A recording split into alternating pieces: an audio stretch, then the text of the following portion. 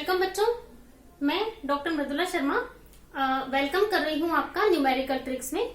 और आज हम थर्मोडायनेमिक्स पर न्यूमेरिकल करने वाले हैं, जिस तरह का न्यूमेरिकल जनरली एग्जाम में पूछा जाता है।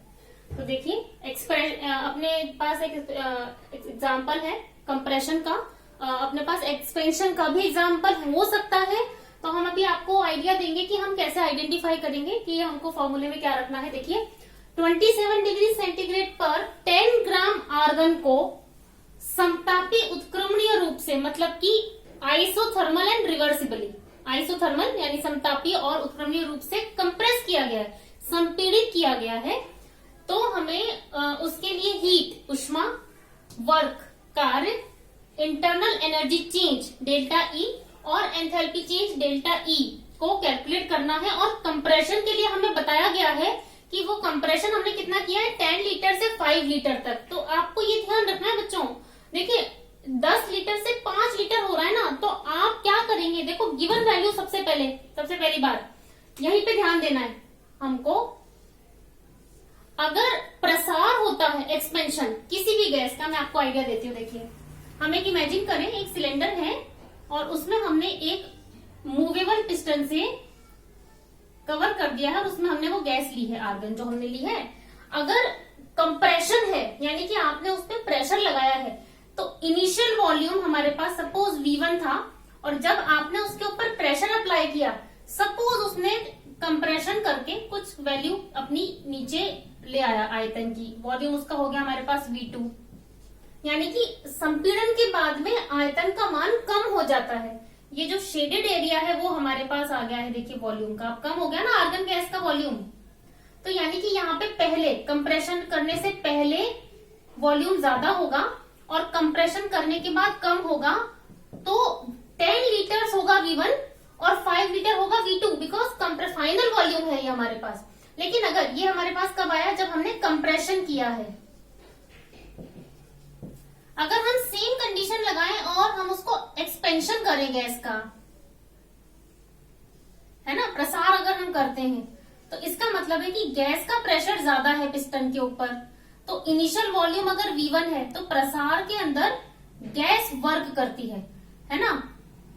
कंप्रेशन में हम गैस के ऊपर वर्क करते हैं, सिस्टम के ऊपर, है ना। Work done on the system in compression and work done by the system in the expansion. जब एक्सपेंशन होगा, प्रसार, तो फाइनल वॉल्यूम की वैल्यू ज्यादा होगी। उस केस में वो लिखा हुआ होगा इनिशियल वॉल्यूम कम होगा, फाइनल वाला ज्यादा होगा, क्योंकि ये वैल्यू देखो यहाँ पे V2 is greater than V1 और यहाँ पर V1 is greater than V2। तो ये हमें बिल्कुल ध्यान रख लेनी है बात कि हमने क्या करवाया। देखो बच्चों, यहाँ पे संपीड़न करवाया है आइसोथर्मल रिवर्सिबल फॉर्म में। तो आपको इसी केस के लिए जो फॉर्मूला अप्लाई करना है, वो फॉर्मूला देखिए, मैं आपको बताती हूँ कि समतापीय उत्क्रमणीय अभिक्रिया के लिए या संपीड़न के लिए किया गया कार्य हमें पता है। हम पहले लिख दें, आइसोथर्मल एंड रिवर्सिबल वर्क हमें करना है।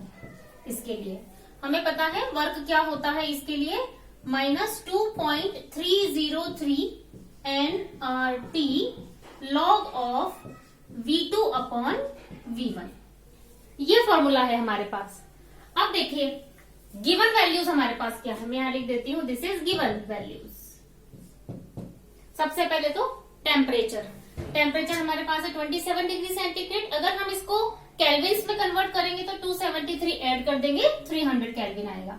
अभी मैंने आपको एक्सप्लेन किया है, यहां पर कंप्रेशन हो रहा है तो V1 will be 10 litres and V2 will be 5 litres. तो V1 होगा 10 लीटर और V2 होगा 5 लीटर। अब नंबर ऑफ मोल्स हमको रखने हैं। आर्गन के नंबर ऑफ मोल्स हमें नहीं दिए गए हैं बच्चों, आर्गन का हमको ग्राम दिया गया है, कितना ग्राम आपने लिया है कंप्रेशन के लिए। तो नंबर ऑफ मोल्स हमें पता है बच्चों, वो मॉलिक्यूलर मास जो कि हम ले रहे हैं अभिक्रिया में या सिलेंडर में, अपॉन उसका मॉलिक्यूलर जो मास होता है, जो कि कांस्टेंट अणुभार उसका कितना है। तो हमें पता है हमने 10 ग्राम लिया है उसके 40 ग्राम मॉलिक्यूलर वेट में से, तो इसके नंबर ऑफ मोल्स हो जाएंगे 1/4। तो n की वैल्यू हम लोग यहाँ पे 1/4 रखेंगे। R गैस कांस्टेंट है 8.314 जूल पर केल्विन पर मोल इसकी वैल्यू होती है। तो बस हमारे पास सारी वैल्यूज अगर हैं तो हम इस इक्वेशन के अंदर इस फॉर्मूले में पूरी पुट कर देंगे। देखिए W equals to -2.303 into number of moles अभी हमने कैलकुलेट किए 1/4, R है 8.314, टेम्परेचर है 300, लॉग ऑफ फाइनल वॉल्यूम है हमारे पास 5 और इनिशियल है 10, है ना। आप इसको सॉल्व करेंगे तो ये आएगा log 1/2। और देखिए अब मैंने आपको एक बार पहले भी इसको सॉल्व करना बताया था। log 1/2 का मतलब हम इसको लिख सकते हैं log 1 माइनस log 2।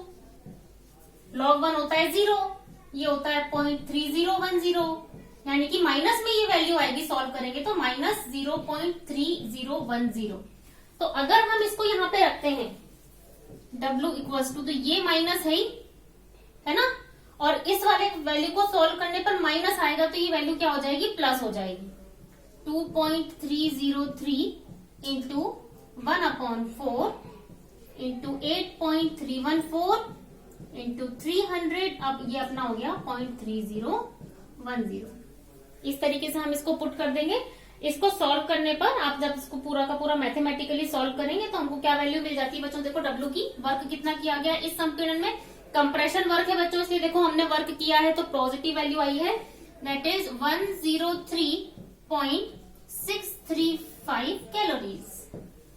ये वर्क हमको इस संपीड़न में करना पड़ा। तो अब एक काम तो हमारा हो गया, और जो मान हमको मिलते जाएंगे वो हम अपनी गिवन वैल्यूज के अंदर पुट करते जाएंगे। तो हमने लिख दिया यहाँ पे वर्क कितना आया है 103.635 कैलोरी।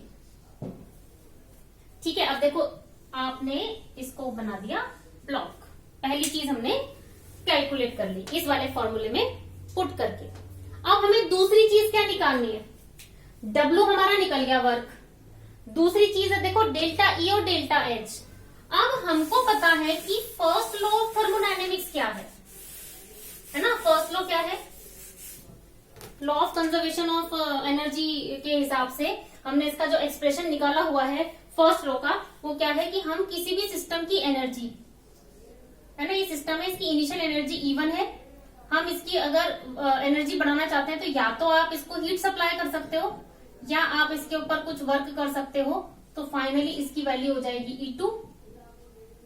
तो हमको मालूम है फाइनल एनर्जी तक पहुंचने में क्या करना पड़ा, देखो E1 में Q और W ऐड हो गए, क्या हो गया, हम इसको E1 को इधर ला सकते हैं, E2 minus E1 equals to Q plus W, यानी कि इंटरनल एनर्जी में चेंज कितना है Q प्लस W का। This is first law of thermodynamics. तो हमको इसी फॉर्मूले को यूज करते हुए आगे की वैल्यूज को निकालना है।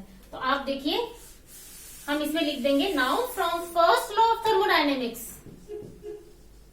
From first law of thermodynamics we know delta E equals to Q plus W। अब क्योंकि आइसोथर्मल कंडीशन है, जब आइसोथर्मल चेंजेस होते हैं तो टेम्परेचर होता है कांस्टेंट, यानी कि टेम्परेचर चेंज 0 होता है। इस केस में इंटरनल एनर्जी परिवर्तित नहीं होती है, डेल्टा E का मान 0 होगा, बिकॉज सराउंडिंग से सिस्टम ना तो ले पा रहा है ना सिस्टम सराउंडिंग को दे पा रहा है, तो डेल्टा E तो 0 हो गया। और एंथैल्पी चेंज भी हमारा हीट चेंजेस को दिखाता है कंप्लीट रिएक्शन में, आइसोथर्मल है तो डेल्टा H भी 0 होगा, ये मान भी हमारा निकल गया। डेल्टा E और delta H isothermal reversible process के लिए 0 हो जाएंगे, वो भी आप यहाँ लिख दीजिए, delta E equals to 0 and delta H equals to 0, ये भी निकल गया। अब हमको केवल क्या निकालना है कि हम हीट निकाल लें इस प्रोसेस की। हीट के लिए हमको मालूम चल गया है, यहाँ पे Q का मान हमको निकालना है, डेल्टा E 0 है, W हमारे पास है, तो देखो हम क्या करेंगे, डेल्टा E का मान तो 0 रख देंगे, हमारे पास वहां पे है Q प्लस W, ये होगा। इस केस में Q का मान हो जाएगा माइनस W हीट का, तो W की वैल्यू हमारे पास है, माइनस में आ जाएगी 103.635 कैलोरीज। तो फाइनली हमने इसकी हीट भी निकाल ली।